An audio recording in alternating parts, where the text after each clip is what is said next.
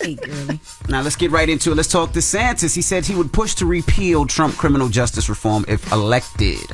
Yes, Florida Governor Ron DeSantis said Friday that if elected president, he would call on Congress to repeal the criminal justice reform bill called the First Step Act. Now, this bipartisan bill was passed in 2018, and simply put, it had two goals. One, to reduce the overcrowded prison population, and two, to provide incentives for people in prison to take recidivism reducing programs, which increases the likelihood that they would succeed upon their release and not return to prison. Let's listen to what he had to say. We'll talk about it on the other side. Under the Trump administration, he enacted a bill, basically a jailbreak bill. It's called the First Step Act. It has allowed dangerous people out of prison who have now reoffended and really, really hurt a number of people. So one of the things I would want to do as president is go to Congress and seek the repeal of the First Step Act. If you are in jail, you should serve your time. And the idea that they're releasing people who have not been rehabilitated early so that they can prey on people in our society is a huge, huge mistake. Oh, please. No, I mean, these jails aren't doing any rehabilitation to begin with. We call these facilities correctional facilities. They damn sure ain't correcting nobody. But Ted, what does it mean when he said it allows dangerous people out of jail to reoffend? Yeah, let me be really clear. Ron DeSantis is a damn lie. This is simply not true. The only people that were eligible for the First Step Act credits were people who were already minimum or low risk people. Mm-hmm. They were already getting out of prison. So let's just be clear about this. This wasn't just allowing somebody to get out of prison. In fact, so it wasn't murderers. It wasn't murderers and manslaughter cases. It was already low risk or minimum people who were going to reoffend. So over 90% of people who go to, let's just be clear, even murderers, 90% of people, and I'm not talking about First Step Act, I just want to be clear on some stats here. 90% of people that go to prison in our prison system get back out at some point. Everyone doesn't stay in there forever. So that's the first myth that we have to deal with, that people are going to get out at some point. Mm-hmm. The First Step Act was all about how do we prepare people when they get out. So this allowed people to actually have programs to say, hey, we're going to prepare you with what you need to give incentives to get the skills to be productive after release. So I want to be clear about that across the board. But these were low or minimum risk people to reoffend. I'm not saying low or minimum risk people on their cases. I'm saying low or risk to reoffend. But I want to be clear. Everybody gets out at some point. The majority of people do. Gotcha. Well, Tez, do you think the law should be repealed? Yes, it absolutely should not be repealed. In fact, a lot of people argue that the First Step Act should have a First Step Act 2 because this one did not go enough. And again, there's always going to be somebody that gets out of prison and goes back to jail. But this was just an opportunity to give them, a chance to have a first step. I take this really personal, guys, because I partner with an organization to release a 10-part audio series on the Straight Shot No Chase on the Black Effect Podcast Network. It went to 500,000 incarcerated individuals. It dealt with mental health, family adjustment, relationships with your parole. And these are the same type of programs that the First Step Act offers. It offers stuff on substance abuse, finance, trauma, family planning. So let me be clear on the record to say that Ron DeSantis is pro-reoffend. He is pro-reoffend because anybody that is against this First Step Act, that means you basically want people to get out of prison without any tools. And I would ask Ron, I wonder, does he feel like the people that raided the U.S. Capitol should go to jail and stay in jail? Absolutely. And he went on record, glad you brought that up, he actually went on record saying that he would pardon some of the rioters that were convicted. And just as a reminder, 5 people were killed, right, and 138 officers were injured. So he's totally okay with the rioters, getting an opportunity to get out of jail, but not okay with preparing people to have successful opportunities when they get out. So he is pro-reoffend. That's just what I'm calling. He's pro-reoffend. And pro-mass incarceration. Pro-mass incarceration. Mm-hmm. All right. Well, that is front page news. Now, Tez, we see you in a little bit. Absolutely. All right. Get it off your chest. 800-585-1051. If you're upset, you need to vent, call us up right now. Let us know how your 3-day weekend was, what you did. I mean, I was out in Aruba one day, then I flew to DR, Dominican Republic, and then I was out in Memphis for a couple days. I was all over the place. So let us know what you did this weekend. 800-585-1051. Get it off your chest. It's The Breakfast Club. Good morning. The Breakfast Club. It's a new day. This is your time to get it off your chest. Wake up. Whether you're mad or blessed. It's time to get up and get something. Call up now. 800-585-1051. We want to hear from you on The Breakfast Club.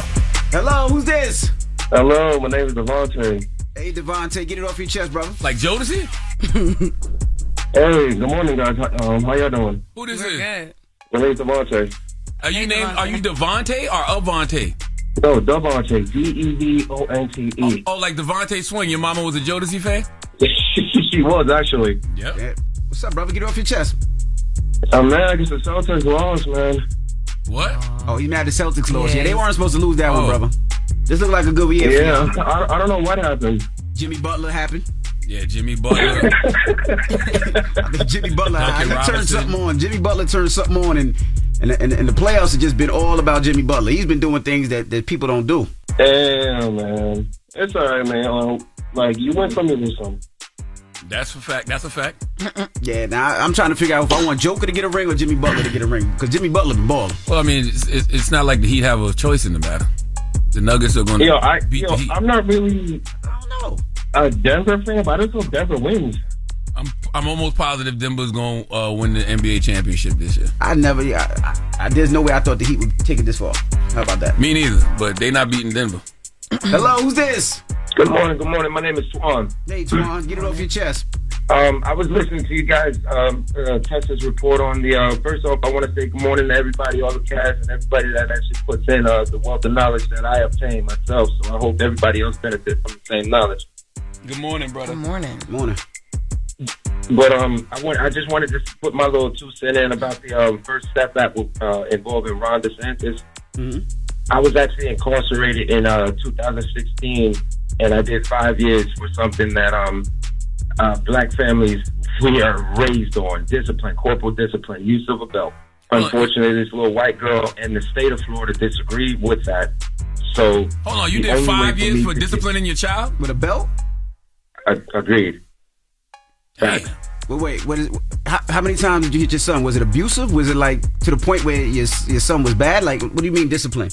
It was just discipline. You know, the kids that I had, it was my ex's sister's kids at the time, and you know, some people are meant to be parents, so the kids weren't really structural, or they didn't have a structure. So we tried to give them everything that we can. If they do good in school, you know, it doesn't matter if they do bad. So often you give them the benefit of that little gain, you know? You gave them rewards. If they did something good, you try to give them rewards for positive reinforcement. Exactly. And if they did something bad, you tell them about what they did bad, but they get a little gift at that. Like they may get a bar of candy or something of that nature. Like the first 3 days that these kids were in my house, the only thing that I used to hear is thank you, thank you, thank you every time they ate. Broke my heart. But at the end of the day, the moral of this one is the only way that I can get this off my record is if Ron DeSantis pardons me for it. Mm-hmm. While I was incarcerated, I wrote a book. While I was incarcerated, I took IT courses. I did a bunch of things. And now at this moment, I went from owning my own construction company, successfully traveling all over the country, building apartment complexes, and like it's so much good that I've done. And I went in with the mindset, because I was young and dumb at one time. I think we all were. And I completely came out with the mindset of it never again. A king does not deserve to be in a cage, period. Neither does a queen. Yeah, I'm still stuck on how you ended up doing 5 years for beating your child. I need to, did somebody call the police on you for abuse? Mm-hmm. Damn. We had a group, because it was a family that took in the children of families. So they weren't your kids? And say again. They weren't your kids? No, they weren't my kids. No. Oh, okay. All right. That's part of it. Okay. But it's not like how they made it seem like I actually tried to or did kill this little girl. That's what my black female lawyer told me. She said this is literally a case of the skin. So I mean, I went in with the mindset, this is all I know. Halfway through my bid, I'm like, okay, I could have done this, I could have did this, I could have did this. It's been a couple times that I put in requests for to be pardoned by the governor of the state, but there's no way that it's going to happen. Wow.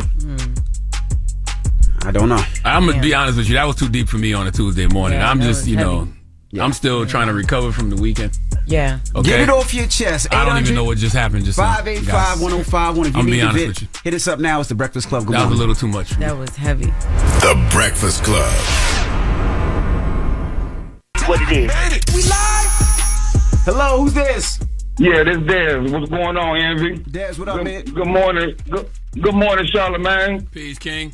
Jess, what's going on, baby? Nothing. What's up, baby? You know what I'm saying? I just wanted to get on here this morning and thank DJ Envy for the Memphis show. I didn't go personally myself, but my mom and my sister drove down there from Chicago, and they said they met DJ Envy. You know what I'm saying? He showed good hospitality. You know what I'm saying? I don't know if you remember or anything. She's the older lady walking around with a walker. Oh man! You know what I'm saying? My goodness! I know exactly who it was. Yeah. First of all, I sat out there the whole time. I don't hide in the car show. I go out there and I take pictures, walk around. So your mom was the lady. She had the walker. There was a line of people taking pictures, and I seen her with the walker, so I pulled her up to the front. She took a picture. She said she was going to show it to her son. She said she was having an amazing time, and I made sure she was straight and that she needed anything, and we made sure security walked her to the side because I think she was going into the Dolph Museum. I know exactly who your mom was, brother. Yeah, thank you. I appreciate that. You know what I'm saying? Because she really, really, really enjoys herself, and I want you to know what I'm saying. Give my ups to you. You know what I'm saying? Because this what you doing right here with the car show is amazing, brother. I thank you, man. Tell your mother I said I appreciate you for coming out. All right. Thank you, brother. I know exactly who his mom was. That's what's up. And let me shout out to Little Rock, Arkansas. Arkansas was in there heavy. Chicago was in there heavy. Milwaukee was in there heavy. Memphis, of course, was in there heavy. A lot of people was out there heavy. Hello, who's this? Yo. What's going on, Breakfast Club? What up? Who's this? Envy. This is Tyler, a.k.a. Dingo. What's up? Tyler Dingo, what up? Get it off your chest. Dingo. This way, what up? Charlotte, how you doing, guy? I'm blessed, black, and highly favored, brother. Jess, how you doing, boo? I'm good, babe. How you? Oh, I'm good. You still fine over there? You already know what's going on over here. Yes, Lord. Yes, Lord. But anyway, Envy, I wanted to congratulate you on a successful car show in one of the most dangerous cities in the United States. Good job, brother. Congratulations. Yeah. Also, you got to take it easy. I'm glad you took the high road with this whole gunplay situation. That brother right there, he be wild. So I'm glad you took the high road on that. Yeah, it ain't worth that fight, bro, because he ain't got a lot of money. He don't want to fight that man, trust me. We're going to talk about it. We're going to talk about it next in the room, so don't move. And how you know what that man got? What do you mean? No, but that man ain't got no money. Everybody else got to throw a little jab in. Like, what kind of, why? Like, for what? Hey, yo. Get it off your chest. 800-585-1051. If you need to vent, you can hit us up. We got rumors on the way. Jess, what we doing? Oh, yes. Listen, as expected, The Little Mermaid hit a lot of numbers. Look, it's up. We're going to talk about it. All right. We'll get into that next, so don't move. It's The Breakfast Club. Good morning. The Breakfast Club. Morning, everybody. It's DJ NV, Charlamagne the Guy. We are The Breakfast Club. Jess Hilarious is here. Hello. And let's get to Jess with the mess. Let's get it. It's Jess with the mess. Oh my God. This is the Rumor Report. Come on now. Our news is real. Talk to me. Okay, nice. I want to say I like the other intro better, but okay. So, Brother Envy, yes, you are in the blogs this weekend. Okay, so gunplay and Envy situation that escalated. Listeners, just to keep y'all updated, in case you missed it, during one of DJ Envy's rants to Rick Ross, he brought up Gunplay's name. There's audio for that. Refresh their minds. Now, you talk about boss and all the boss moves you did. We reported a story 3 weeks ago about your guy.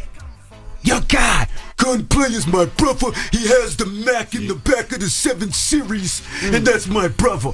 We reported a story that Gunplay, shout out to Gunplay, friend of the room. We reported a story that he had to, put a GoFundMe up because he was having some problems. If that's your brother, you take care of your brother. Okay, cool. So Gunplay and his family felt the way about the statement. So Charlamagne got Envy and Gunplay on a call together. This is how that went. Yo, Envy. Play what up, bro? What's up, man? Why you talking crazy, man? Talk crazy about who? About me, my brother. What I had to do with anything, man? And my wife posting a GoFundMe, man. My baby was sick, man. She had a heart defect, my brother. Why has nothing to do with cars? Envy, for real. You know I'll slap the right? For that. You know that, right? We ain't doing all that. No. I want to be clear. I want to be clear here. You know I would slap the to you about that, right? And then we can fight, but that's not the reason I'm saying that. So I'll be wrong if I'll be wrong to handle my business then, right? But what's your business? I'm having a conversation with you. If you feel like I disrespected you, I'm talking to you like a man. I'm like, nah, I would never. And if you feel I did, I apologize. That wasn't my intention. My wife is affected by that, my brother. That's I apologize. Thank you, my brother. If cleared up, I will, because I have no problem. So I'm assuming that the call was supposed to be private, but nobody knew that Gunplay was recording. That is a fact. Yeah, because when you come at somebody like a man, you know, in my opinion, and you want to actually really have a conversation and move forward with something, or however you feeling to get it off your chest, you just don't record. Well, I agree with that. This is the thing. Charlamagne called me last week Monday, and he had Gunplay on the line. It was like, yo, Gunplay want to talk to you. And at first I was like, nah, I'm not talking to anybody. Then I was like, you know what?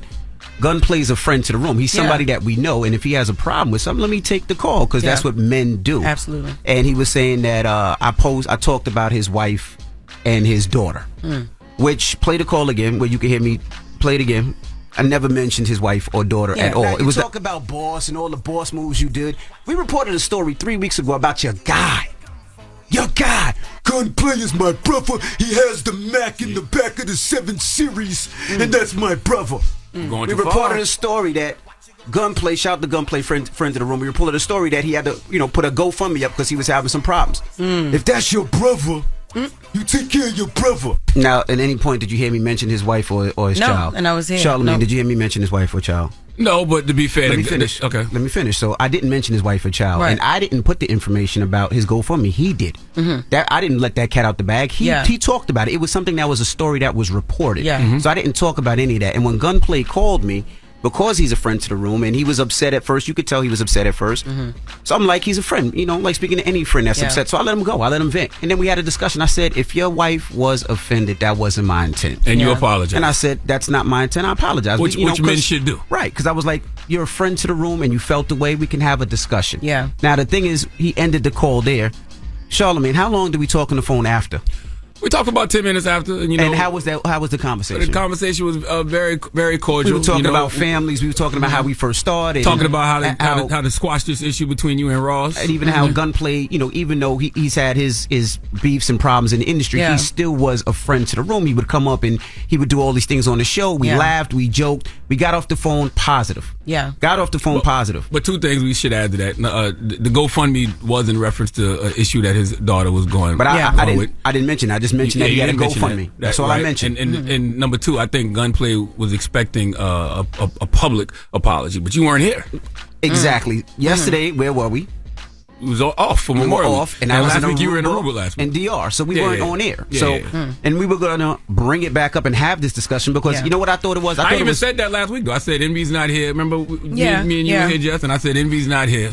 But when he comes back, he can talk about this situation with Gunplay. But I thought it was dope because I thought it was two men having a problem, a disagreement, and handling it like men. And I was like, you don't see that. So the fact that we can have that discussion, I thought that was dope. But then when you record a phone call, and I just thought that was, that was chasing something else. Yeah. And then, is he still doing Love and Hip Hop? Is he on Love and Hip Hop still? Yes. Okay.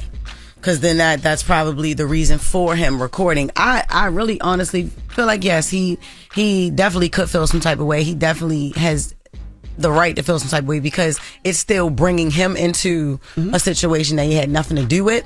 But it's just the recording. I just think it's just all egos and it's a lot. Egos, and when you're dealing with people's family issues, you know what I'm saying? Like nobody wants to see their wife crying. Nobody wants to see. But that's why I said that wasn't my intention. And like I said, I didn't mention his wife or his child. I never even said what it was. I just said he put up a GoFundMe, and I was talking about Ross helping his friends. That's where it came from. So it never went to him. Exactly. But another thing that people got to understand too, right? And this is a side note. It is against the law to record somebody's phone conversation and not tell them. That is against the law. I can't stand it. I don't know why people do that. And I want people to understand, right? Florida is where this happened, right? Under Florida statute 93403, secretly audio recording of another individual is a third-degree felony offense, punishable up to 5 years in prison and a fine. That is a fine.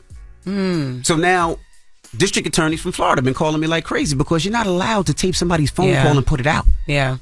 Like that's crazy. You gotta be smarter. I agree. People gotta be smarter. And I think it's so whack to record somebody's phone call, especially when you have a conversation like a man. And I think men need to do men things. And I think recording somebody's conversation and not telling them and putting it out, that's not a man thing. I agree with that. But at this moment, the man thing to do is to just give a public apology to Gunplay's wife. If she felt offended. Didn't I just say it? I said if she felt a way, I apologize. I said that. Like, I'm not going to over-apologize. That wasn't my intention. Oh, no, you said it on the call. I'm just saying, they said they wanted publicly. So. That's what it was. You know what I mean? Yeah. It was what it was. Yeah, that's all. Yo, I didn't know that you can't have the fresh matte black paint job and not, I didn't know that you can get arrested for recording somebody's conversation. I got to take Moniece to court then. Who was Moniece? Another Love and Hip Hop reality star. Yeah, I didn't know she was recording me. Yo, she was recording me. But I was talking about somebody. It depends on what state. So if you're on probation or if you're something like, it depends. Every state is different. So if you're on probation and you do that, that could be a felony charge, and you can go back to jail for probation. You can also be sued civilly, and you have to pay a fine. It's amazing. But this is the way you got to play with people now, because people don't respect boundaries. Yeah, they don't respect the fact that you can have a conversation like a man with people. Right? Because if I'm talking about somebody to you, Moniece, why you going to play it on live, yo? I mean, we cool now, but I got to take her to court now. Now that I know that can happen. Why y'all so messy? I don't know. Why? I don't know. Why? The Little Mermaid made over $100 million. At the U.S. box office. Don't bring my cousin into this messy segment. Oh, now she's your cousin because you only got Chloe. You always talk about Chloe, your cousin. You never say Hallie, your cousin. That's not true. That's not true. You never. But it's all right. Shout out to Charlamagne's family, because not only is Chloe his cousin, Hallie is too. Yes, because they sisters. That's how it works.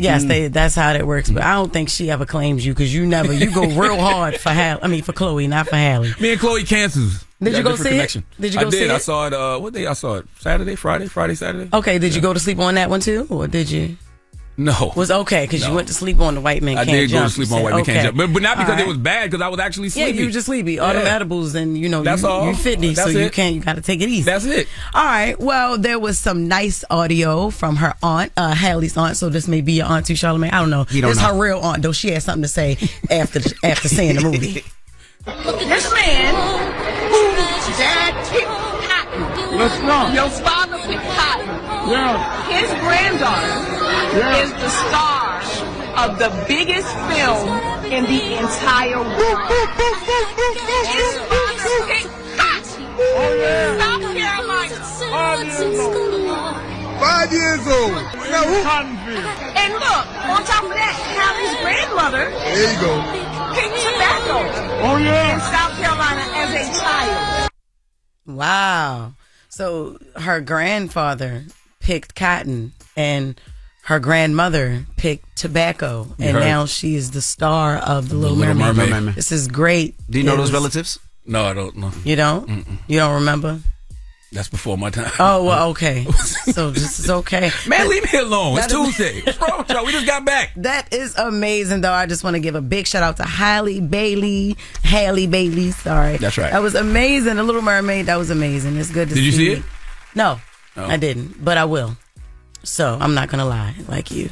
T.I. and Tiny. I did see it. T.I. and Tiny lose their lawsuit against MGA Entertainment toy makers. Okay, so basically, they filed a lawsuit in 2019 stating that the toy makers' OMG dolls were a blatant replica of her daughter's girl group. And it was. Like, if y'all look closely at the pictures, y'all can literally see, like, they copied Zanique's look, they copied the other two girls, but they lost I thought they were going to win that. I don't know how they lost that lawsuit. Yeah. I thought that was a slam dunk. I literally thought that was a slam dunk, man, but it's, I'm sorry.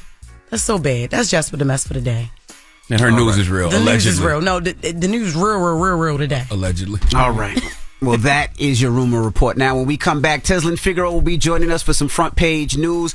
And we got something we want to discuss. 800-585-1051. We're talking about black drivers out there. Yeah, Tez is going to be talking to us about this NPR article that says for black drivers, a police officer's first 45 words are a sign of what's to come. Basically, you know if you're about to be in some trouble based off a police officer's first 45 of words. Gotcha. So handcuffs and arrests are nearly 3 times more likely to begin with the police officer issuing a command such as keep your hands on the wheel or turn the car off. So I wonder, how often does that happen? Because that's all I've ever experienced. All right. And we'll take your phone calls. 800-585-1051. Front page news is next. The Breakfast Club. Your mornings will never be the same. Did you hear? There's a new streaming service called Mack. with everything on HBO Max, including HBO, the DC Universe, Discovery, and more. Max really has some of the best content. There's literally something for everyone in your household. Max, the one to watch. Subscription required. Visit Max.com. Morning, everybody. It's DJ Envy, Charlamagne the Guy. We are the Breakfast Club. Jess Hilarious is here, our co-host. I surely am. And let's get in some front page news. Tez and Figaro, good morning. Good morning, DJ Envy, and congratulations on your car show. It's all about community change over internet clicks, so congratulations. And good morning, Jess, the queen of the Breakfast Club, and I guess Charlamagne the God. I guess he's here as well. I used to be the queen of the show. Right. I still am, depending on who you your are. queen spot. Well, let's get right into sports, all right? The Heat beat the Celtics last night, 103-84. They continue on. They will be playing the Nuggets this Thursday at 8:30 p.m. So, congratulations to the Miami Heat. That boy Jimmy Butler getting busy. I mean, the whole Heat, man, he got a world-class organization. I always wonder how come more people don't want to go play in Miami. I wonder why. I feel like that'd be a great destination spot because they got such a great organization and it's the city of Miami. Right. You can still get in a lot of trouble in Miami, too. That is very true. That is true. The cocaine's still kind of pure out there. What? Now, Tez, let's jump right into it. We got to start off with Biden. What's going on with Biden? Yeah, Biden and McCarthy reached a deal to avoid default. So over the Memorial Day weekend, top negotiators for President Biden and House Speaker Kevin McCarthy were working to finalize the details of a measure that, if passed, would avoid a historic government default and raise the nation's debt ceiling. Now, House lawmakers have 72 hours to review the 99-page bill before they plan a vote in the chamber. So 72 hours, that's going to be Wednesday. We should start hearing, what they think about the bill, actually reading the text. McCarthy and Biden praised the bill as a framework that should gain bipartisan support. Many lawmakers are waiting to review it in order to make a decision on whether they're supported, which is smart. But both McCarthy and Biden urged Congress to pass it. But progressives are saying, hold up, we want to read it first before we decide if we are in support. Now, why are progressives saying Biden should worry about them not supporting the deal? And by the way, I don't believe none of them progressives when they say they won't support it. Absolutely. We know at the end of the day that they'll end up supporting it. So, one of the things that's important is to continue to push, as they say, like I say, push the line, but to get them to try to do some negotiation. But you're right, Charlamagne. A lot of people have criticized progressives for being a lot of talk and no action. But Representative John Paul did say on Sunday that they should worry and that they should be concerned that they're going to look at it before they just say yes or no. And one of the issues that they're having is the food stamp recipient debate. So they are saying that it is terrible policy to add any additional work requirements. And of course, Republicans are saying that it's not enough work requirements. But we're going to see on Wednesday what it actually looks like. What is it about the requirements that they don't like for the food stamps? What is it about? Yeah, in short, anytime we have this SNAP program debate, there's always, a debate on this, on whether able-bodied people, I want to be clear about this because it's always, the issue comes down to able-bodied people. So this particular negotiation they were able to reach, again, we're going to see what the text says, but the good thing is it does give more access to food stamps for veterans, homeless people, young adults transitioning out of foster care, but the work requirement for able-bodied adults will increase from 50 to 54. Republicans say it's not enough on the work requirements, and progressives are saying that it's too harsh because work requirements have very little impact on actually being employed. So again, once the text is released, I hope to be covering a story again on Thursday as we get the information. How you gonna tell me I can't have food stamps though? Like, you don't know what my living situation is, right? Like, I might be making just enough money to pay my rent and pay for my kids' babysitter or whatever. I might need these food stamps. Yep. Right. So so damn and so the expensive argument now. is it should be a certain amount of hours that you either go to training or go to work if you're able-bodied. So when we look at it, and the debate is, will disabled people still get their food stamps? The answer is hopefully yes. So Democrats are saying, hey, you guys folded with Republicans, and Republicans, of course, saying they folded with Democrats. So we're gonna see what it looks like on Thursday. See a little bit of gang banging this week. In the House. We'll see how it works. I always took food stamps for granted, man, because when I used to to sell crack, like people would bring like food stamps, or they'll let you use their EBT card. You know what I'm saying? This conversation's not for you, sir. We used to go get stupid stuff like stuff for cookouts. You know what I'm saying? So this Crab is why legs. they have a problem with the work requirements right now. You're the problem, sir. And they're watching this right 20 now. plus years ago. Yeah, but why bring it up now? Because you were using food stamps wrong. Well, I took them for granted. And people look up to you every day. I don't know why, but they do. So now let's talk about black drivers and police officers' first 45 words when they actually see a black driver.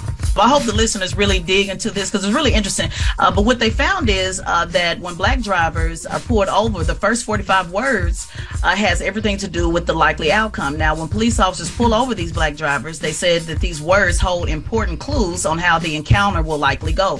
A new study in the Proceedings of the National Academy of Sciences examined police body camera footage of 577 routine car stops involving black drivers. Now, 81 of these stops ultimately involved searches, handcuffs, or arrests, and it was the kind of outcome that was less likely when a police officer's first words provided a reason for the stop opposed to an order. Well, the first words are usually license and registration, right? That's what I thought they No. were. And then it was Absolutely is not. And in fact, the report shows that when an officer gives a reason for the stop opposed to an order, like keep your hands on the wheel, turn the car off. If they say, hey, you know, my reason for stopping you was you were speeding, and then license and registration, Charlamagne, like give the reason first. So they found in this report that when there's orders given first, the stop is 3 times more likely to result in handcuffing or arrest. And another point I want to point out, they asked 188 black men to listen to these recordings, to just listen, and listening to the open moments. And when they listened, these black men were worried that the possibility of force was going to happen in 80% of the time of just listening to the recording of issuing a command. And so it's very interesting how they dig into this. And another point I want to bring up, 15% of black drivers experienced an escalated outcome, such as handcuffing or arrest, while less than 1% of white drivers experienced one of those outcomes. And one other thing I want to say on this report, they actually looked at George Floyd, and they analyzed the first 27 seconds of the interaction between him and the police officer. And Floyd requests the reason for the stop multiple times. He even, pleads, begs, and it showed that from the beginning, police officers issued commands without giving him an explanation for the stop. So really good report, guys. I hope people kind of look into it. It's really I always good. wondered that. I always wonder when you get pulled over, why they never tell you why at first. Like, because we black. When they pull it over, I'm pulling you over for tents, or I'm pulling you over because your license is suspended. I'm pulling you over because you were speeding. I'm pulling you over because you did an illegal lane change. Why does always license registration? And the first person we're like, well, why are you pulling me over? Right. Give me your license at first. Like, no, I just really want to know, why are you pulling me over? Like, I never understood why they didn't start with, I'm pulling you over because you were speeding. Until Tez said that story just now, I never knew that wasn't the norm. Because I always think that that's supposed to tell you. Yeah, I never expected for them to tell me. Registration. Yeah. I always expect to have to ask, why am I being pulled over? I always have to ask that, why am I being pulled over, officer? Wow. But see, even you, it was your natural thing to say license and registration. But see, that's not how it works according to this report. When you're asking people who are not black, the first thing they come and say is, put your hand on the wheel. Make sure I have hands, I can see you. They don't ask even license and registration. It should be, I pulled you over, sir. Hello, sir. Good evening. I pulled you over for speeding. Can I see your license and registration? Because even then, that's still a command or an order. Man, that is what this report is breaking down. No, that's so interesting because when police pull us over, I got my hands on the steering wheel. I got my window down. I don't want no sudden movements. I'm like, you don't have to tell me to do all that. Yeah. Because I'm already thinking I need to do all that because I don't want the encounter to go left. I'm the same way. When I get pulled over, first and foremost, if I'm in a SUV, the windows in the back are always tinted, right? So I roll down the windows first, right? Because I'm like, I don't want them to feel like I got something tricky in the back seat, right? But then they confused when they see you because they're like, I don't know if you white. I don't know if you. Then I always turn on the lights in the car if it's nighttime. I always turn the lights off in the car. The car is off and my hands are on the wheel. You know what I mean? In plain sight. So I don't, that's usually what it is with me. And I want to say this because I know people, they love, especially over the weekend, talking about George Floyd the last week, bumping up a lot of those white supremacist talking points. But again, they analyzed the first 27 seconds of Floyd's encounter, and the report found that Floyd apologized to the officers while they stood outside the car window. He requests, asking, what is the reason for the stop? Dang. He pleads, he explains, he follows the orders, he expresses fear.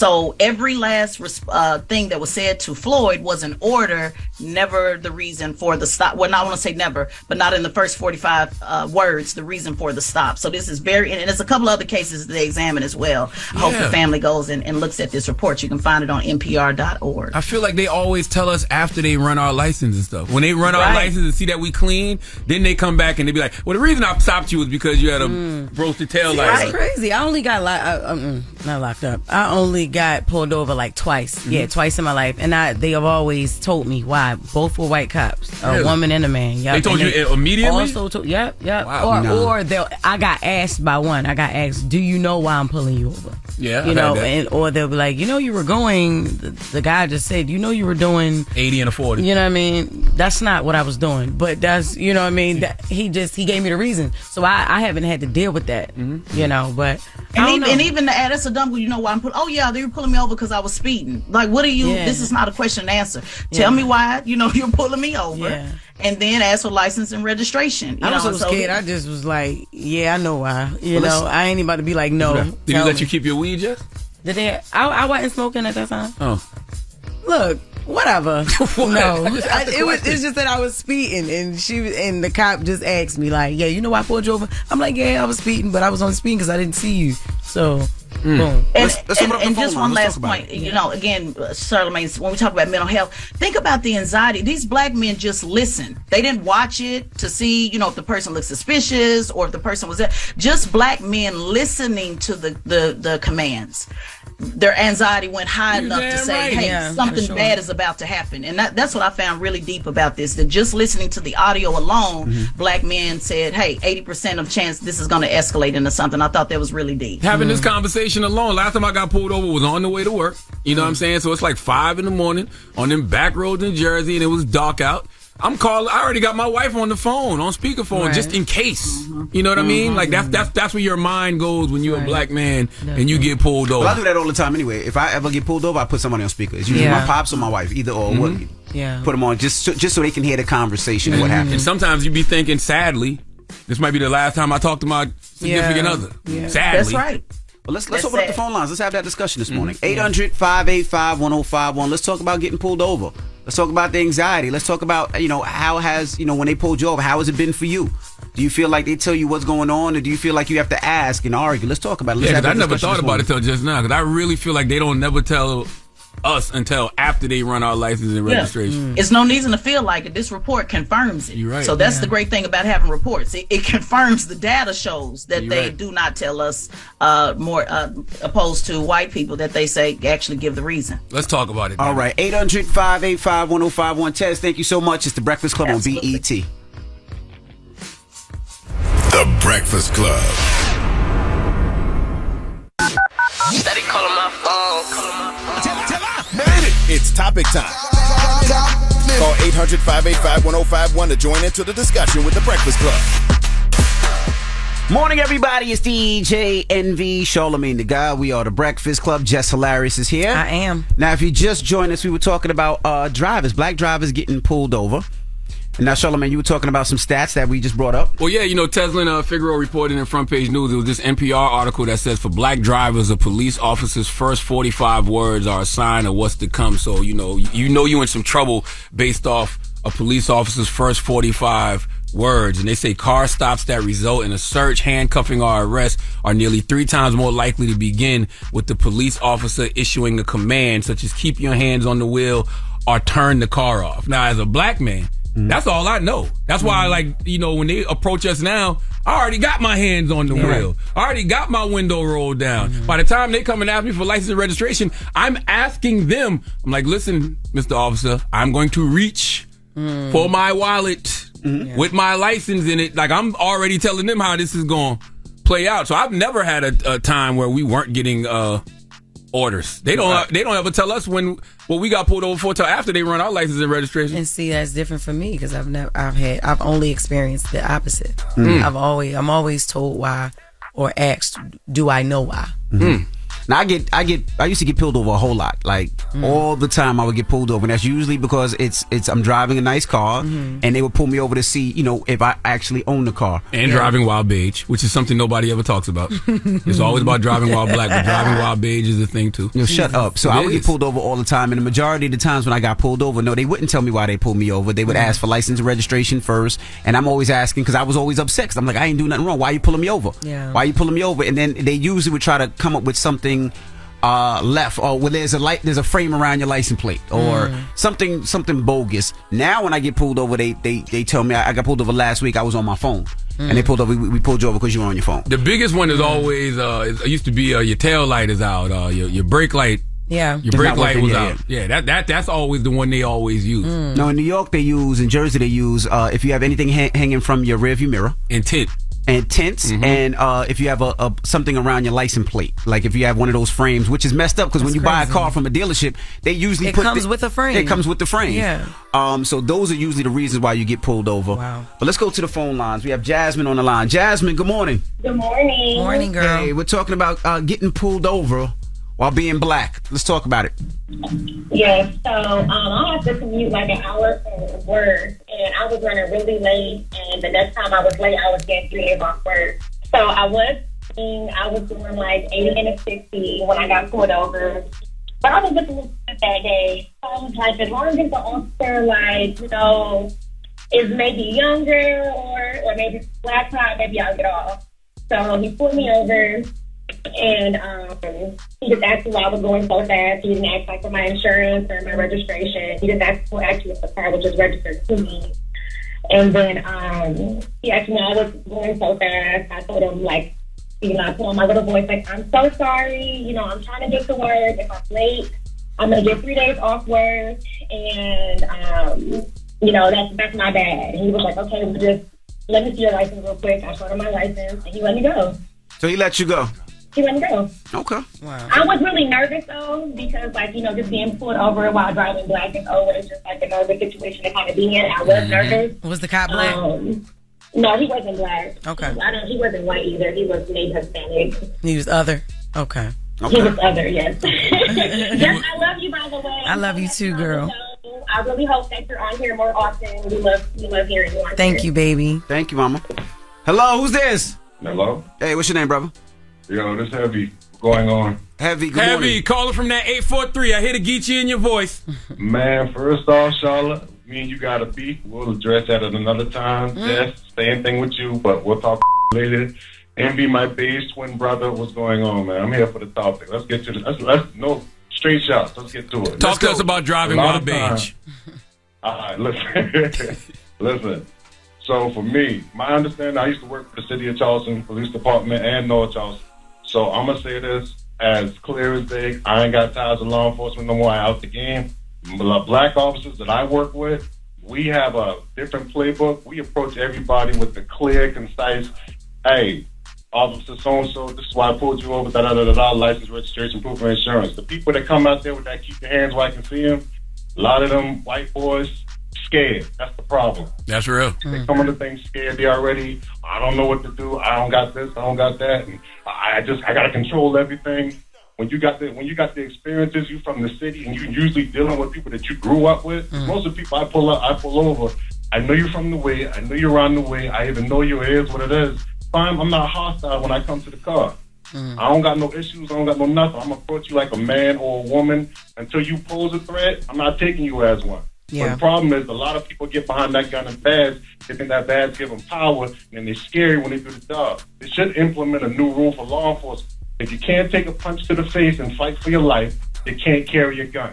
That's the problem. A lot of these people ain't been hit in the face yet. And if you ain't been hit in the face, you're quick to pull the trigger before you are to put your hands up. That's real.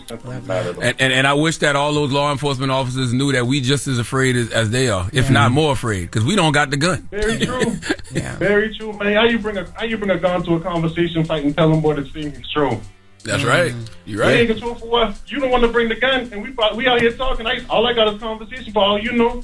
And you want me to stay calm, and you jittery? You're right. You got this thing on the trigger, and you jittery for what? That's right. You got me in your sights. What it is? And even when cops ask you, why, if they ask you like why are you acting so nervous? Like, man, have you What do are you you watch the talking news? about? Yeah. You know what I'm saying? Well, 800-585-1051. We're talking to the black drivers out there. Have you got pulled over? What was your experience? Were you nervous? Were you scared? They said there was a new study that came out that said the first 45 words. Yeah, there was an NPR article that says for black drivers, a police officer's first 45 words are a sign of what's to come. So if the officer's already giving you orders instead of asking you license and registration or telling you what you got pulled over, if he's telling you put your hands on the wheel, isn't that keep your hands where I can see him, you probably gonna get arrested or your car gonna get searched. That's right. 800-585-1051. Let's discuss this. The Breakfast Club. Good morning. It's topic time.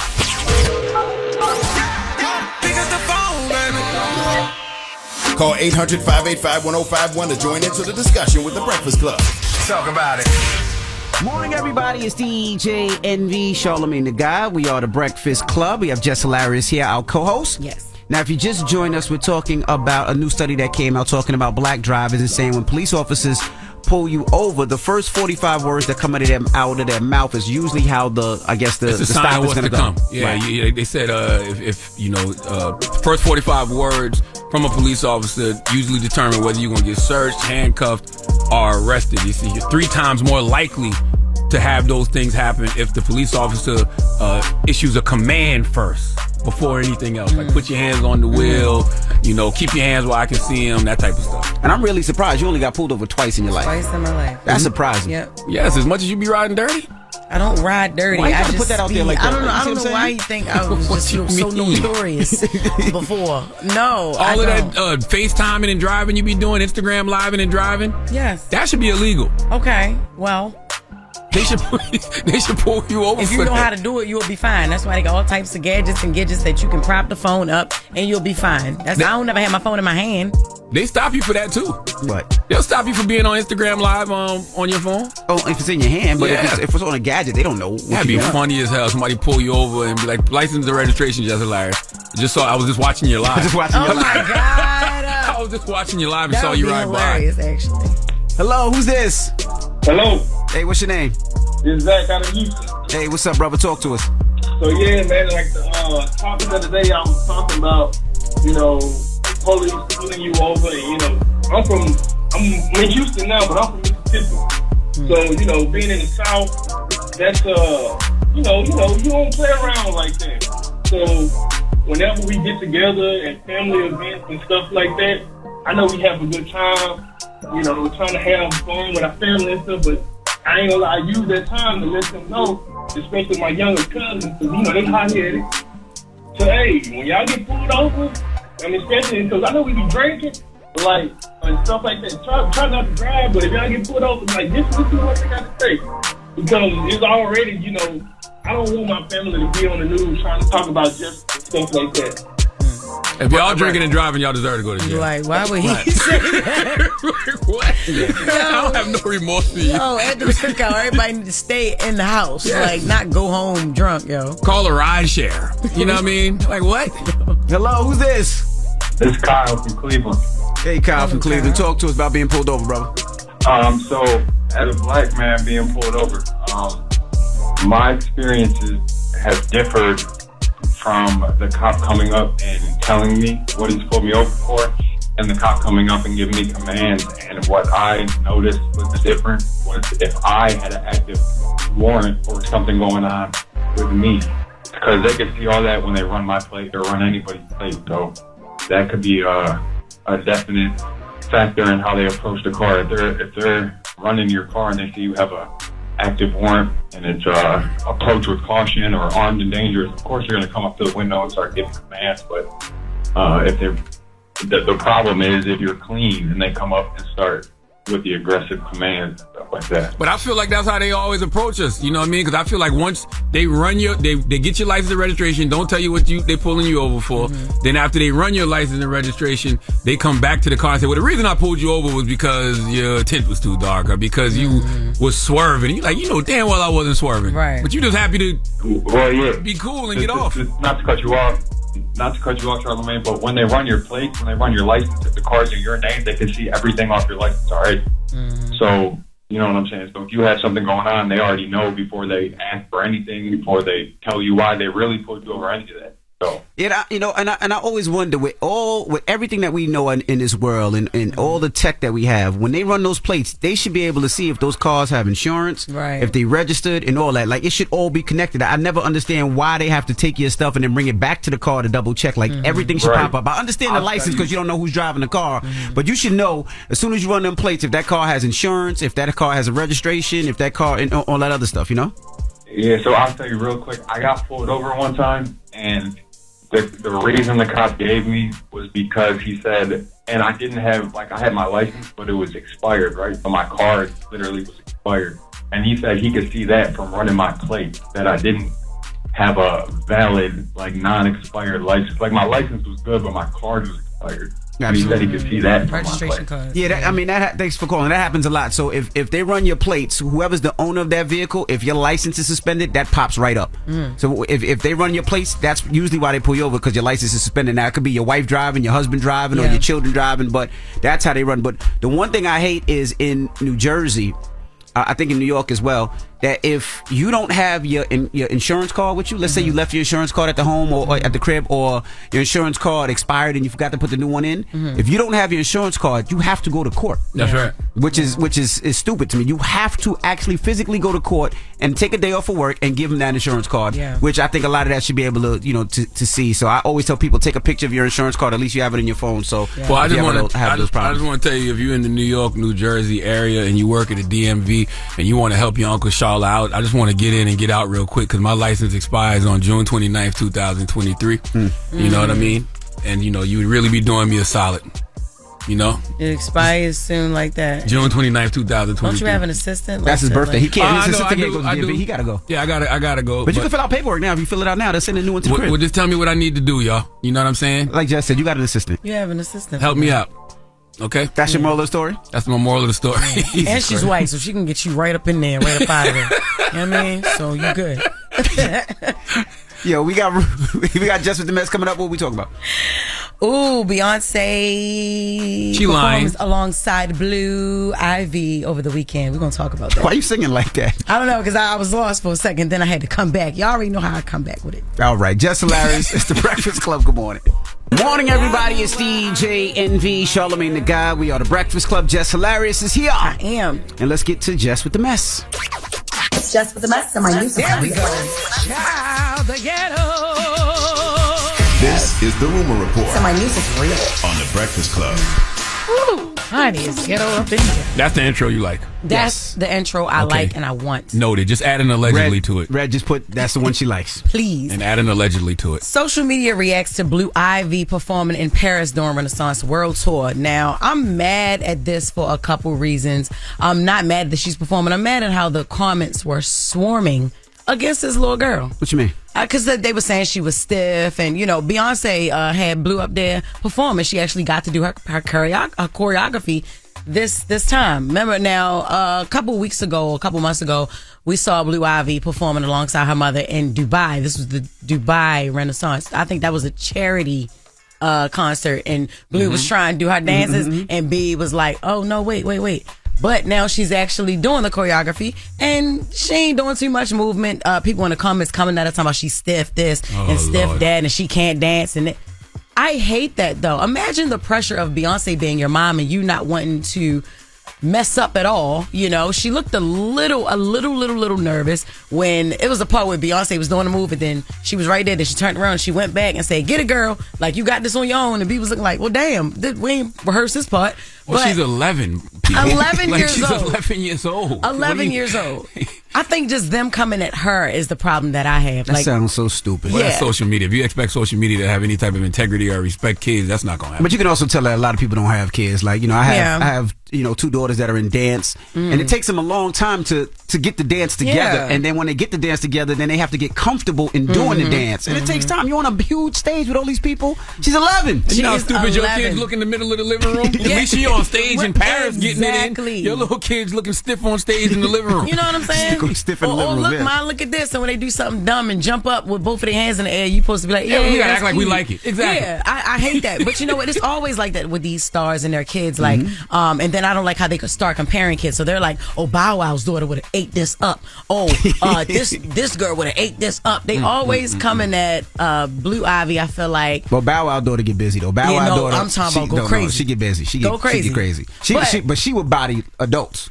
Yeah, I'm talking about she danced better than her mother. Like, and Joey can dance. Joey, that's my girl. Like, I love to see her dance. But yeah, we got some kids that would have killed it. But Blue Ivy is killing it her own way, and I think the effortlessly killing it is better because she did everything she needed to do. She fine. All right, Meek Mill and DJ Drama get into a social media beef. What's up with all the DJs in the drama? Jesus, what is happening? The light skinned ones too. I know.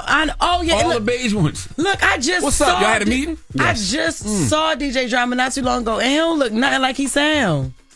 That was the first time you ever seen him? Never even seen him. He was a little cutie, giving him a little something. I just Just, thought about you know, this. What? yeah. All the beige DJs are waging war against MMG. Oh my God! Oh, Wale, wow. you next. A new Wale's next. Wow. What DJ Khaled gonna get into it with Wale? Is Khaled light skin? I wouldn't call Khaled light skin. What you gonna call him? Dark skin? No. We gonna call him. Oh, he just other. Yeah, we gonna do other. Yeah, I took it too far. Meek Mill, he got some things off his chest. Now listen, I'm gonna read this tweet as good as I can, guys, because we don't have audio envy of him saying anything. So I have to read this. Let us pray. Meek Mill. Come on, Jess. She said she gonna do it as good as she can. You got it, Jess. I got your back. Let's go. I asked Drama why he always speaking down on me with a few words too. I told him he's a goofy. I also hit him when he tried to compare Dreams and Nightmares to I Wanna Rock and downplay me. Don't let these industry lames use you. They don't really even like you. Shaking my head, LOL. So this is Meek in his feelings. Now we know Meek he's always in his feelings, but I do think he had sort of a reason. We got audio about what DJ Drama said. What'd he say? I feel like Meek Mill is the Jay-Z of our culture. Well, the culture under you think it's Drake. You see how you looking at me? 1,000%. You was smoking dope. You was smoking. I mean, Drake came out in what, 2008? It's 2023. He changed the sound of hip hop. Yeah, I mean that's true. Right? Yeah, for sure. He's literally ran every summer. The only comparison that for you to say Meek is that like Meek is more connected to the streets.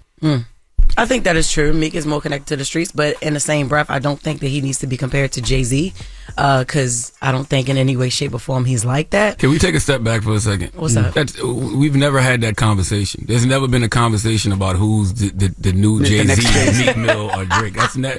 I mean, I've heard people talk about Drake being that next person. You know, Drake has said he's the new. Like the new Jay-Z in records, right? Wow. Or something along those lines. Okay. But I've never heard Meek in those conversations. Salute to Meek, but I've never heard Meek in those conversations. No, neither have I. And then, so, you know, it's kind of been a little bit of back and forth, but DJ Drama also said this. Philly's in the Super Bowl. Of course. And you're like the mayor out there. I got to know, man, you know, anything special up the sleeve, man? Well, you know, you did see Lil Uzi Vert bring out the Eagles to victory against the 49ers, but I Just Want to Rock. I think it's fair to say that I Just Want to Rock has replaced, with all due respect, Dreams and Nightmares as the new anthem of Philadelphia, as the new anthem of the Philadelphia Eagles this year.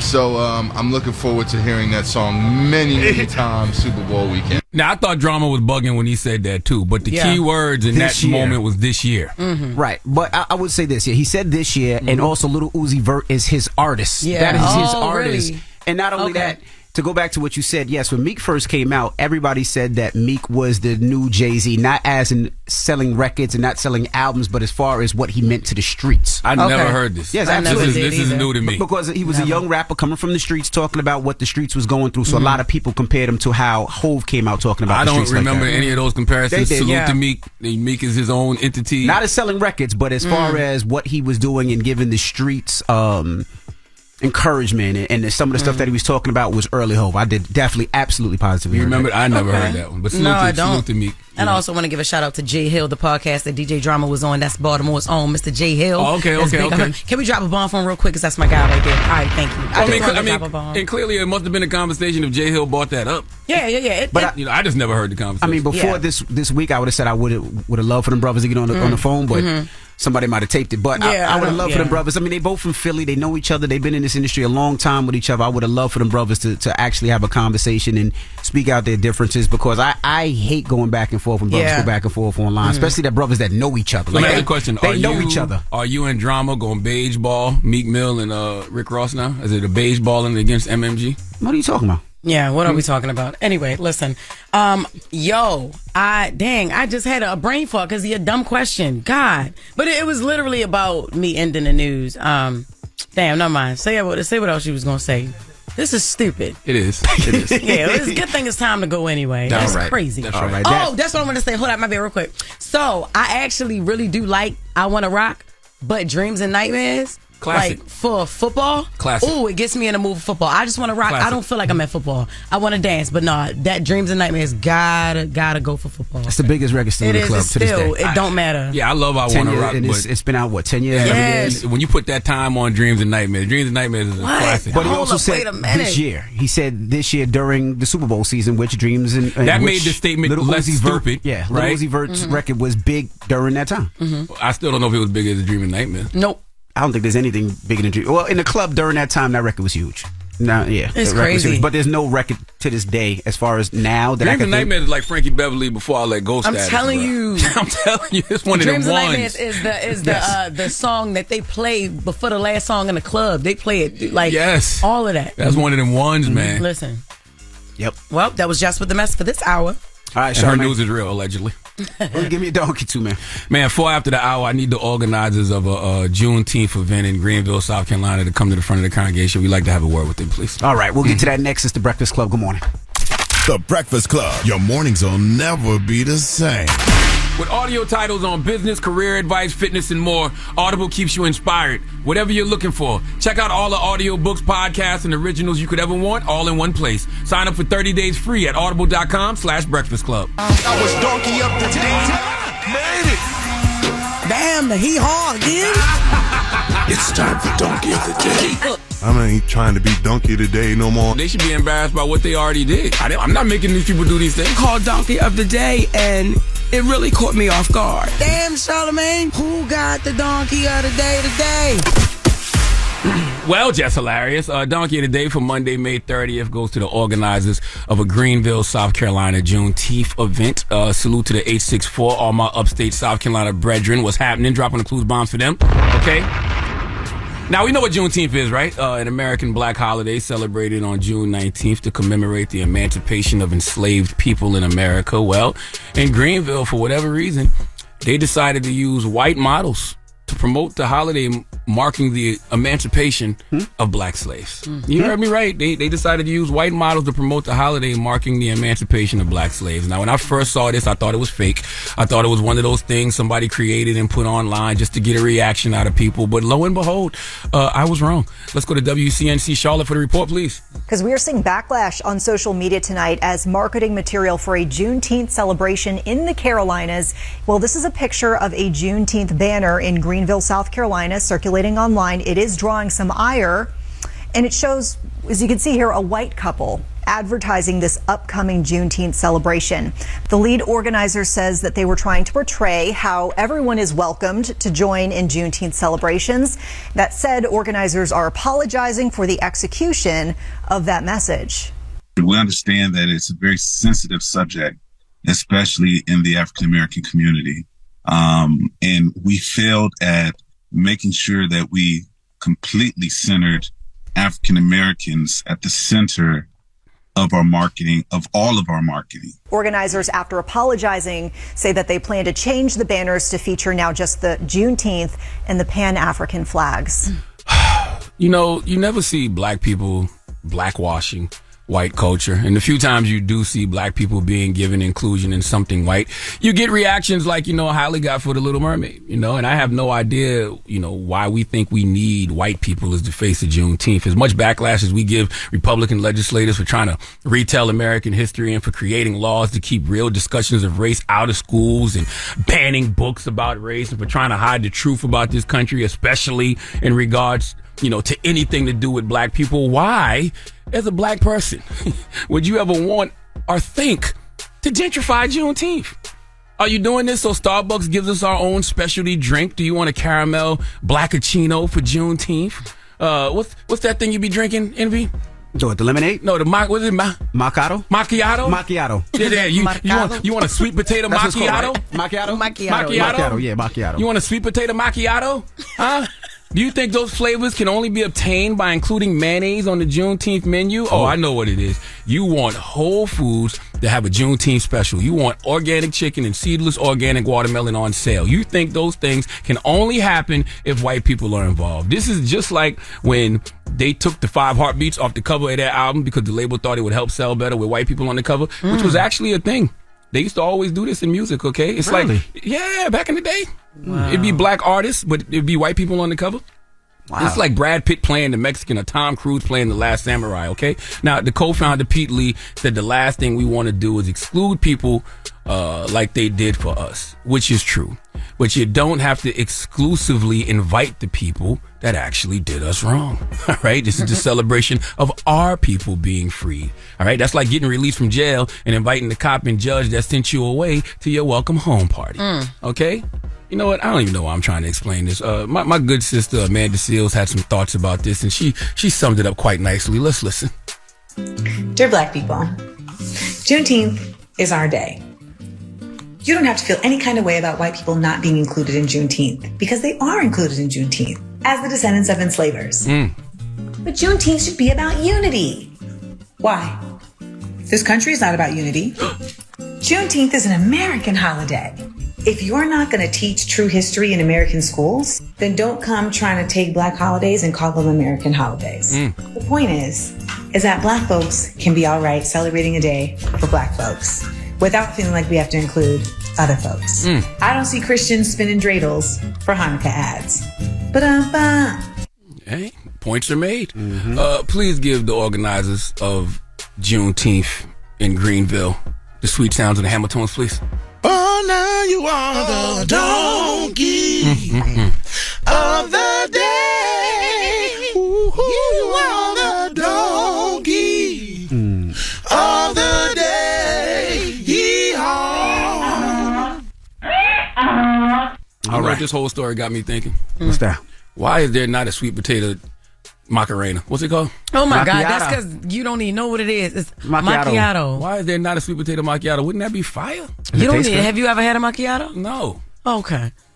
Yeah, like I just feel like a warm sweet potato flavored beverage from Starbucks would be amazing. From Starbucks, it's not gonna be sweet enough. You know they stingy on the sugar. We gotta go to Dunkin'. Ooh, Dunkin'. They capitalize on the sugar. Now Dunkin' has been a fantastic sponsor of the Breakfast Club. Yes, really? Right. We might need to do that for Juneteenth. That's right. Breakfast Club, sweet potato, hot chocolate.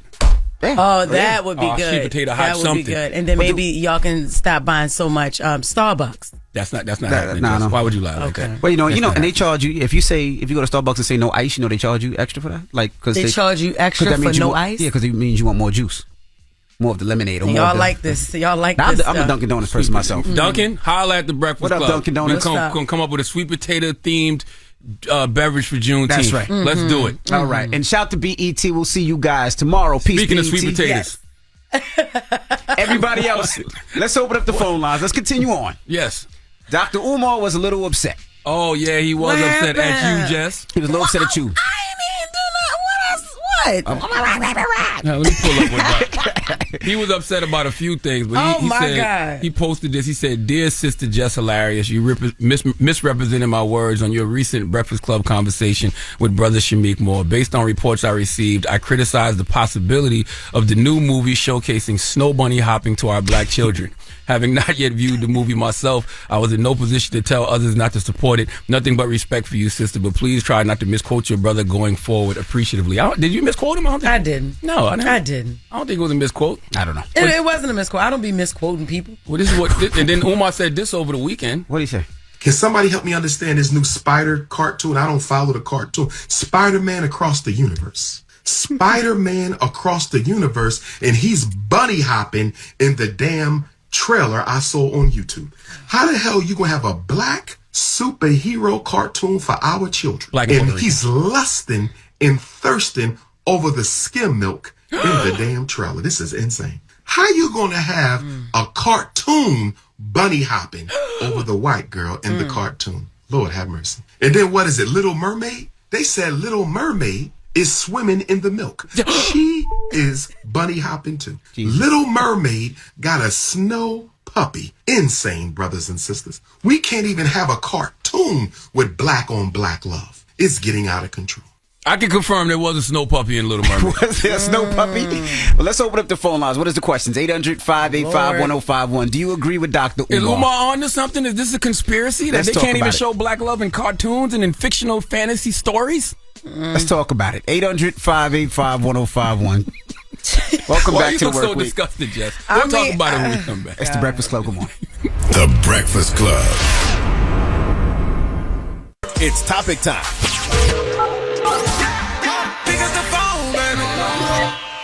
Call 800-585-1051 to join into the discussion with the Breakfast Club. Talk about it. Morning, everybody. It's DJ NV, Charlamagne the Guy. We are the Breakfast Club. Now, if you're just joining us, we're talking about Dr. Umar Johnson. Dr. Umar Johnson. Now, what happened with Dr. Umar? I mean, a few things. You know, he put up a post and he said that he felt like Jess Hilarious misrepresented his words on Breakfast Club because based on the reports he received, he criticized the possibility of the new movie Spider-Man Into the Spider-Verse Part 2 showcasing snow bunny hopping to our black children. So he said he hasn't seen the movie yet, so he wasn't in no position to tell others not to support it. So I guess Jesse must have said... I didn't tell nobody that he said that not to support it. He just had a problem with the snow bunny and you know, it was just a lot that he said that he didn't like about the movie. I didn't say that he told nobody to go see it. Did I say that? I don't know if you said that or not. But I know what I said was true, Dr. Umar. Come on now. I know what I said is true, and it just is what it is. Well, clearly Dr. Umar is not for it. He said this over the weekend as well. Can somebody help me understand this new Spider cartoon? I don't follow the cartoon. Spider-Man across the universe. Spider-Man across the universe, and he's bunny hopping in the damn trailer I saw on YouTube. How the hell you gonna have a black superhero cartoon for our children? And he's lusting and thirsting over the skim milk in the damn trailer. This is insane. How you gonna have a cartoon bunny hopping over the white girl in the cartoon? Lord have mercy. And then what is it, Little Mermaid? They said Little Mermaid is swimming in the milk. She is bunny hopping too. Little Mermaid got a snow puppy. Insane, brothers and sisters. We can't even have a cartoon with black on black love. It's getting out of control. So we just asking the simple question. 800-585-1051. What are your thoughts? Does Dr. Umar have a point? We'll start with you, Jess. What do you think? I think he got, no. No. I was trying to go there, See, I kind of, the whole thing with these movies, with this Spider-Man and The Little Mermaid, all types of kids watch it. Yeah. It's not like, only black kids watch it, or only Spanish kids watch it, or only Asian kids watch it, or only white kids watch it. So I understand what these cartoon makers are trying to do is they're trying to make it inclusive where there's so many different kids. There's so many different elements of people in these cartoons. That's there's one black reason kids, that there's white kids, there's Asian kids, there's Spanish kids. You know what I mean? That's why The Little Mermaid blew me just a little bit. Okay. I don't want to give too much of the movie away. Okay. But that's your cousin, honey. Watch it. Ariel's daddy is white in the movie. That's a little confusing. And she got mad sisters, and they all different colors. Oh, so the only thing I could think about was they all fish. Yeah. So when you have a colony of fish be all types of different colors. That's the only that's the only thing. I was like don't be just throwing diversity in there for the sake of diversity. Make it make sense. But also, this is for kids. I don't think a kid looked at it like this and say, "Mommy, why is Ariel black and Daddy white?" My young daughters be looking for that kind of stuff. My young daughter, their father is. That is true. That is a fact. It's the truth. My young daughters be wanting to know where the brown skin at, where the black women at. They be wanting to know. But you said they had different complexions of They did. Isn't that what you want? Even like Dora the Explorer, right? Dora the Explorer is Spanish, right? Isn't she Mexican, right? Yeah, I mean, Dora, Dora, right? But I don't think I don't ever think everybody looks at it like that. The kids just enjoy the cartoon. That's not true. She speaks Spanish. These kids learn. These kids be. But I don't think anybody was like, oh, what is her complexion? These kids just watch the cartoon. My daughter that never ain't said, true, what is yo. Dora the Explorer? No, that's not true. My daughters be on it. My 7-year-old and my 4-year-old, they be looking. They be like, there's no black people in this. or there's no black women in it. They say that they be peeping that stuff. All they dolls are black. They want black dolls on purpose. Like they want dolls that look like them and represent them. Yes. My kid's the same. It's biased. Like, you're that dad. That's all you do is preach. Yo, you have a picture of Harriet Tubman in your house as soon as you walk in there. That's all they see. That's all they know is just her. They probably think that's their daggone grandmother. Jesus you know what's so Christ. funny? Just came to the house and she was like, yo, what is that? And I was like, that's my grandma, yo. Be cool. And she was like, for real? That ain't your damn grandma. Yeah. I mean, I walk in like at the tippy top of my shrooms, and Harriet Tubman is just on the wall with a Charlamagne pose though. He had a like draw a portrait of her with a black effect hat on. But that is not true. Hey yo, no, but she definitely had the black effect pose. You know how he always do this. Yeah. Like when he really want people to think he think about something. He's serious, and that's how it is. When she in there like this, even with the lips like judging. She never did that. Yeah, she straight judging you as soon as you walk through. Like it's like, dang, yo, like Charlamagne got Harriet Tubman with a black effect hat on with the lips pucked up. That is not true. So if his daughters are saying this, it's because look at the That's experience. right. I mean, look at the dad they have. And there is one thing that dad also says. I like black love. Yeah. I do like seeing black men with black women. So me too. I understand where Dr. Umar is coming from. I don't know if it's a conspiracy. Right, it's not a conspiracy. I Yeah. understand where he coming from most of the time, but yeah, I just think it's like a lot, and it's like, all right. Yeah, because I agree, but I also think that these people who make these cartoons are making these cartoons to have big box office numbers, and they're trying to they want everybody to come see it. Black little girls and boys, and Asian little boys and girls, and Spanish little boys and girls. They're trying to get everybody there. Hello, who's this? Yo, what's your name, brother? Oh, it's Greco. Everybody, what up? Greco, what's your opinions, brother? I agree with Umar to a certain extent because it's like the Little Mermaid. Okay, they changed it and put a little black girl. Why couldn't they have black people on the boat that was in trouble and needed help, and she saved somebody black? She had to save a white guy. Want to know what they look like on her? Want to know what they look like on her? Hey, I thought about that too. You know what else I thought about? How come they just don't make Little Mermaid be somewhere in the Caribbean? Where's Sebastian the Crab come from? Why he the only person with a Jamaican? Yeah, he's Jamaican. I don't understand that. I ain't get that either. I'm be honest with you. And even in Envy light skin, he's from Queens. I'm light skin too, but even still, it's the white girl in Spider-Verse, he's supposed to be from Queens. Like, it's no little black girls or Spanish girls that he could be involved with? No, I think Miles Morales is from Brooklyn. He Puerto Rican and black from Brooklyn. What? Okay, even still, it's still 718. It's still 718. Yeah, you're right. Okay. Thank you, brother. All right, tell Jess with the mess, how you doing, baby? Relieve that stress and keep doing our best. Thank you, honey. Relieve that stress. And just keep doing it. But I don't know. Do I look stressed? Damn. I thought he was going. I'm trying to hang up on you, bro. I hung up on you. Tell Jess with the mess to keep. I just hung up on her. Hey, He I just went out your phone call. I don't know how he kept getting on phone call. Dr. Umar said that nigga real quick. He said, tell her she's stressed out. Hello, who's this? Yo, it's Leo, bro. Hey, Leo, talk a little louder, brother. What's your opinion? Man, whenever Dr. Umar say he right, get him back up there. Power to the people. We with you, Dr. Umar. Assalamu alaikum. Well, alaikum assalam. Hey, Jess, you're wrong. You're wrong with your fine tail. You're wrong. Thank you. What's she wrong about? You said thank you. You said you're wrong. He said you're fine stuff. Whatever he said. Yo. Damn, Jess. Jess said thank you. All Jess heard was, he said, I'm fine. No, but he said you was wrong, Jess. Wrong about what? Now I'm wrong about something every day. He said whatever they said you did it. I agree. Well, I did it. Whatever. Who gonna do something? 800-585-1051. Dr. Umar said this about the new Spider-Man movie and also the new Little Mermaid movie. This is what he said. Yes. Can somebody help me understand this new Spider cartoon? I don't follow the cartoon. Spider-Man across the universe. Spider-Man across the universe, and he's bunny hopping in the damn trailer I saw on YouTube. How the hell you gonna have a black superhero cartoon for our children? And he's lusting and thirsting over the skim milk in the damn trailer. This is insane. How you gonna have a cartoon bunny hopping over the white girl in the cartoon? Lord have mercy. And then what is it, Little Mermaid? They said Little Mermaid is swimming in the milk. She is bunny hopping too. Little Mermaid got a snow puppy. Insane, brothers and sisters. We can't even have a cartoon with black on black love. It's getting out of control. What's your opinion? 800-585-1051 is the Breakfast Club. Good morning. Steady calling my phone. topic time. Call 800-585-1051 to join into the discussion with the Breakfast Club. Morning, everybody. It's DJ Envy, Charlamagne the Guy. We are the Breakfast Club. Of course, Jess Hilarious is here, our co-host. And we're asking if you just joined us. These are the statements Dr. Umar made about the new Spider-Man movie and the new Little Mermaid movie. He wanted to see more black love, and he said he didn't see that. Listen.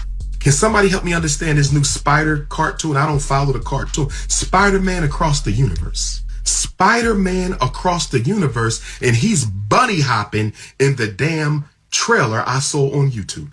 How the hell you gonna have a black superhero cartoon for our children? And he's lusting and thirsting over the skim milk in the damn trailer. This is insane. How you gonna have a cartoon bunny hopping over the white girl in the cartoon? Lord have mercy. And then what is it, Little Mermaid? They said Little Mermaid is swimming in the milk. She is bunny hopping too. Little Mermaid got a snow puppy. Insane, brothers and sisters. We can't even have a cartoon with black on black love. It's getting out of control.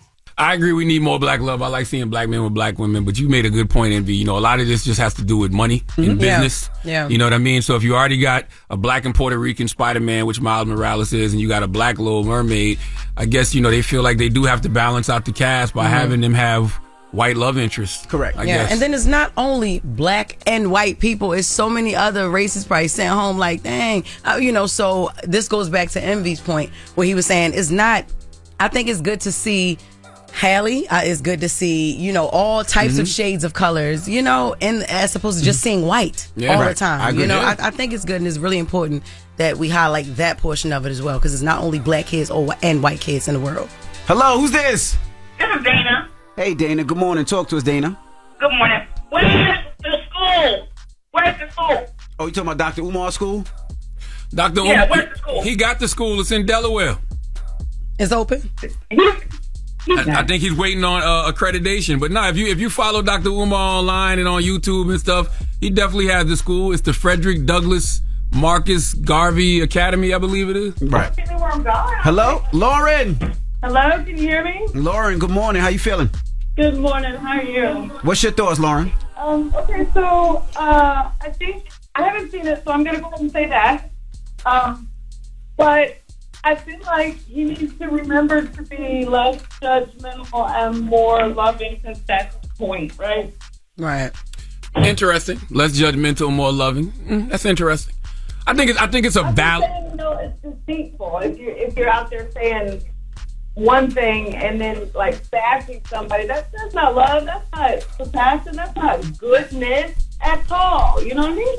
I think it's a valid question to ask. His compassion is just with his people. You know what I mean? Like, I'm not saying that he is like hating. Like, it's not. You know what I mean? But it's just. But can I say this? Because that's a really good point. What's up? If you don't have compassion for people, or let's say you have compassion for just one people group, we know where that leads, right? Where? You tell us. You know, I'm telling you that if you have just love towards one people group, That's true. That creates supremacy. That automatically creates division. Yeah. Yes, I get what you're saying. I mean, you got one kid, I got 5 kids. I got to split that up, you know? Right. But I would also say this too. Like, you know, my kids go to daycare, and in daycare there's every race. You know what I mean? There's black kids, there's white kids, there's Asian kids, there's it does the Spanish kids. But see, my kids, my youngest daughter, she's 18 months old. She doesn't play with a kid because a kid is black. She doesn't play with a kid because a kid is Spanish. She doesn't play with a kid because a kid is white. She plays with a kid because they're kids. They're kids. But they do get to a certain age where they do start looking for representation. Yes, you know what I mean? absolutely. And it starts very, very young, especially when they're watching their favorite cartoons or reading their books. Like the stuff they gravitate towards are, you know, stuff that has representations of them in them. At least that's how my kids are the same. But you know, with this, I didn't see any of these movies. But you know, is there representation for every race in these movies? It seems like Little Mermaid got a little too much representation. Of what? To be honest with you, like it's just too much. I ain't gonna lie. When you said our dad is white, it's like Her dad is white. That is okay. He got mad daughters, and That's the mom a is lot. dead. And the mom is dead. Yeah, the mom is Jesus. dead, and like all her What kind of movie is sisters this for look the kids? totally different. So we got other babies with other women. I don't know. all by They didn't one mother? explain that. I was asking my wife that because they didn't explain that. And the only thing they said, only thing I could think of was, well, they are all fish. When you see colonies of fish, they mad different colors. That's true. And Little Mermaid's love interest in the movie is a white guy, but his mama black. His mom black. His mama black. Yeah, they mixed up. And the daddy ain't around. So wow. My wife said he was adopted, but I must have fell asleep on that part. I must have went to go get popcorn, so I missed that part. So if his mama black, don't that make him black? I don't think that was his real mom. I think he was adopted. See, it's a lot going on. Too much going on in Little Mermaid, Joe. It's a lot going on. Yeah. Lot going on. Then if you living under the water and you got locks all that time, it's like, wow. See what I'm saying? Yeah. That's a whole other thing. Who was doing Ariel hair? Who's doing, yeah. So the moral of the story is Charlamagne really has Harriet Tubman with a black effect hat on. Yup, and the lips is like puckered up a little bit. Yeah, and I knew that's not her. She wasn't doing that. No, it was him. It's Harriet. him. So it was definitely a little sass. You know what I'm saying? Like a sass sleeve situation. Like, oh yeah, what you doing in this house? Yeah. You know what I'm saying? It's giving that. So. That's your moral? Yes. No. We had another moral. Oh, What's we the do moral? got another moral. This is Dr. Umar's moral. Play the moral. What is Dr. Umar's conclusion in all Put this? a button on this. Little Mermaid, Spider-Man, bunny hopping. She probably gonna accuse him of smacking her too. Watch, he gonna get locked up. I'm gonna tell you what's gonna happen. Spider-Man across the universe, she gonna accuse him of rape, and he gonna go to jail, and they gonna replace him with a white Spider-Man. Watch, that's what's going to happen. He gonna get accused of sexual harassment by the Snow Bunny in the cartoon, and replace him with a snow puppy. The new Spider-Man will be a snow puppy. That's what they're gonna do. Little Mermaid gonna have his mixed race child, and he gonna go to court and take the damn mixed race mermaid child from Little Mermaid. That's what she get for swimming in the skim milk. Jesus. All right. White Jesus or black Jesus? Let's get right to the Jess with the mess. Oh my God, please. Jess with the mess. And my news is real. Child, the ghetto. This is the Rumor Report. So my news is real. On the Breakfast Club. Allegedly. Woo, honey, it's ghetto up in here. So allegedly, Meg Thee Stallion spotted with a new potential boo. Okay, so she went to a wedding over the weekend. She was seen sitting next to Belgian soccer player Romelu Lukaku. What? Romelu Lukaku. I'm sure that's not how you say his That last is name. literally is Lukaku. I'm sure that's not. But good, I'm gonna rock with you. Good. All right, so his teammate was getting married, Lautaro Martinez, and look, I'm on my ass today. You bilingual? You bilingual? Yes, you already know what's up. I heard you speak 3 languages this morning. Yeah. 4 actually: Baltimore, Asian, Spanish, and African. Okay, yes, period. African. Okay. There hasn't been any confirmation whether Meg was his date or not, but y'all know how people speculate. They see you next to somebody that ain't your boyfriend, and apparently Party was not there.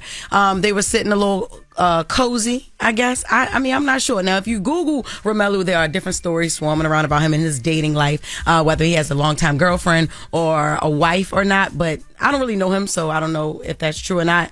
But we'll keep our eyes out for any updates on this one. Or could it just be she got invited to the wedding, he got invited to the wedding, and then when they made seats, they put them just at the same table. And they wasn't holding hands. They didn't walk in with each other. No, we didn't see the walk in. We didn't see the hands being held under the table or nothing like that. So that's why I say I don't know. But you know how Megan is very flirty. She's so cute. And she always smiling, always showing them little teeth. You know, she always, she always doing that.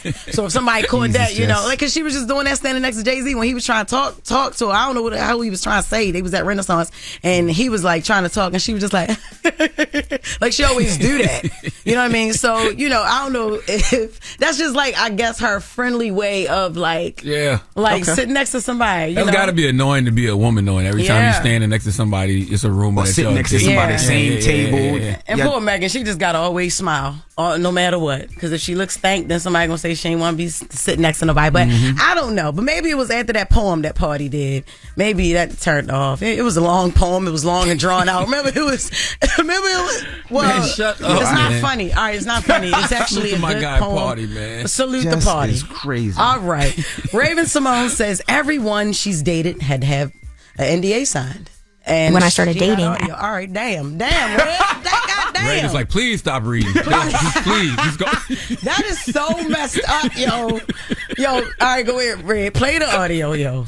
To get Damn. people to sign NDAs. NDAs. And it took me a while to wrap my head around it because it's just very impersonal, but someone in our position needs to do that. At what point in the date or the relationship do you say, I have some paperwork for you? Before the naughty times come. No, I'm serious. Like right before naughty time comes. So you have paperwork on your nightstand?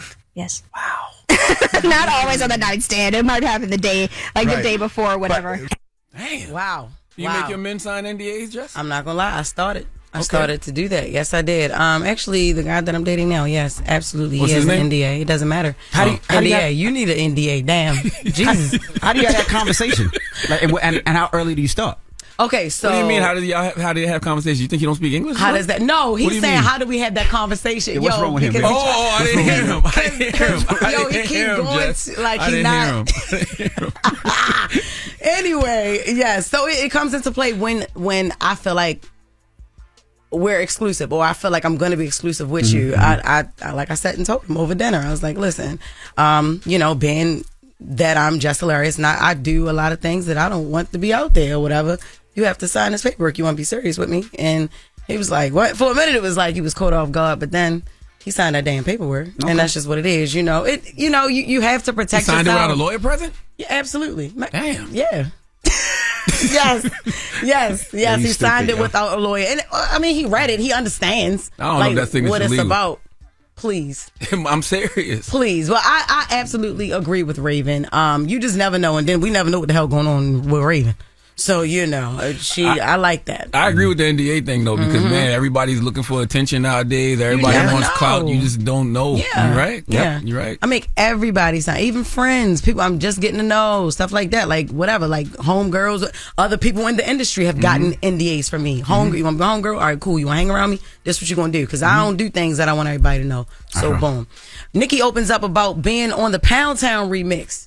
Ooh, I can't wait to hear this because, I mean, we know she always snap, but it's interesting to me because this is what she said about Sexy Red, the girl who sings the song. I met with Sexy Red and I found her to be so down to earth and sweet. We don't have audio for this, so I'm reading it.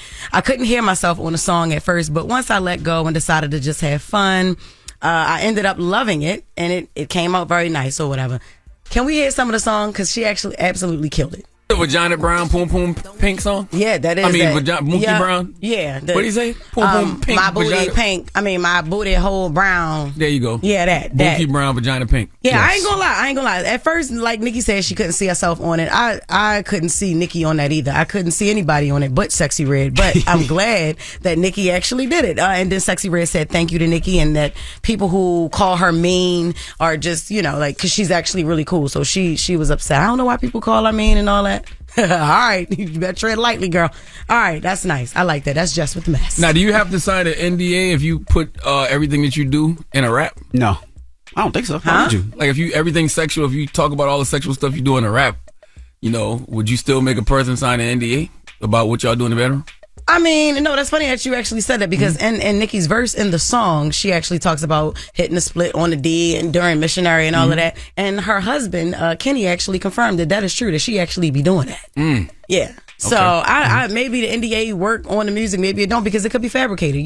People rap about things that they don't do. People sing about things that they do and all of that. So you just never know how to speculate if any of it is true. That's true. All right. Well, that is Jess with the mess. Up next, we got the People's Choice Mixes, the Breakfast Club. Good morning. Morning, everybody. It's DJ Envy, Charlamagne the Guy. We are the Breakfast Club. And again, I want to salute to everybody that came out to Memphis this weekend for my car show. We had over 15,000 people there and kids. No incident, no problems. It was just a great day, family fun. I want to salute to Arkansas, Memphis, Mississippi, Chicago, and Milwaukee. They pulled up so heavy, and I appreciate you guys so much. Also want to shout to all the vendors and sponsors, Lincoln Tech, Monster Energy, Branson. We appreciate you. And the Young Dolph Paper Route, the Young Dolph Estate, and everybody. I just want to say thank you for sharing that with those with those people and his fans. I mean, people were so excited to go through that Dolph Museum and see his life and how y'all put that museum together was just, it was like no other. It was a moment and a memory for a lot of people. So salute to Carol, Daddy-O, and Al for allowing me to partner up with you guys on that. I appreciate you guys so much. I'm going to be posting pictures and videos so you guys could actually see exactly what it is on my Instagram.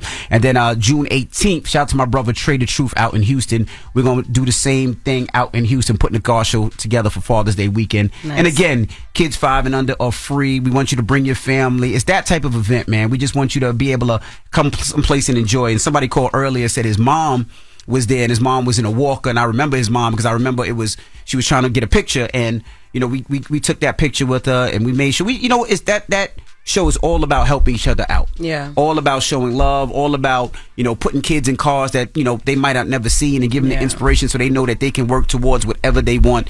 And I just want to salute to everybody again that came out to that car show. Amazing event, no issues, no problems. And I just want to say I love each and every one of y'all that I spoke to. Thank y'all for coming out, man. And salute to everybody in Memphis. And Jess, you got something going on June 10th, right? Yes, I do. June 10th, the biggest show of the year. That's what I call it in D.C., MGM National Harbor. I will be there. The show starts at 8 p.m. The tickets are 75% sold out, and I have not even done press for that yet. I love that. Shout out to Baltimore, D.C., and all the other surrounding cities and states. Y'all going to come out. We're going to have a ball. Ticketmaster.com or JessHilarious.official.com. Get your tickets, D.C. Yeah, I tried to book a room for June 10th at the MGM, and they all sold out. Yeah, that's going to be hard. Listen, like, not even to, toot my own horn, but to do that. You know what I mean? Like, it always is like that at MGM. The room's always sold out. You would think somebody else in the building, oop, it's just me. So that's what we do. You know what I'm saying? I found a place to stay. I'm going to be there. I'm going to come there June 10th. All right, cool. Where you going to have me sitting at? You going to stand on it? What you saying? No, I ain't going to say where I'm staying on the radio, Jess. Because it's a Sheraton right across the street at the residence. All right. What you saying? What I'm aware? Where you going to have me sitting at? Where you want to sit in the front? I just want to sit somewhere safe. I'm not gonna pay you no mind, boy. He gonna walk through like Bow Wow. They might see me. OS. Like, boy, nobody worry about you, Charlamagne. Please. I'm gonna have you sitting wherever you want to sit. I'm gonna put you in the skybox show. Wherever I need to be. I'm cool.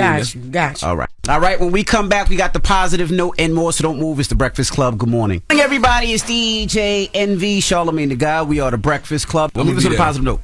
Oh, the positive note is simply this, man. It is easy to dodge our responsibilities, but we cannot dodge the consequences of dodging our responsibilities. So handle your damn responsibilities today. That's right.